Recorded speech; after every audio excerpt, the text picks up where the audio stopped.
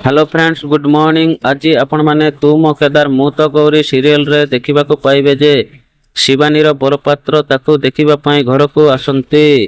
तो से किए आपण माने निहाती स्किप न करी वीडियो टी शेष जाय देखंतु ताहेले जानि परिबे। तो सांग माने से शिवानी रो पीयूसी कहंती आज शिवानी को देखिबा पई तार बरपात्र घर को आसुची। तापरे समस्त आश्चर्य है कि चाहि रहिबे आउ हठात एंट्री करिवे भवानी शंकर। तापरे पीयूष माने पिहान देखिबा मात्रे ताकू मारिबाकू जीव एवं तार कलर धरी थिबो, किंतु तार पिहान रो मामू ताकू अटकाई देवे। रह टिके चुप रह। तापरे से कहिबे मु तते आज मारी देवी। तापरे शिवानी आश्चर्य होई रही जीवे।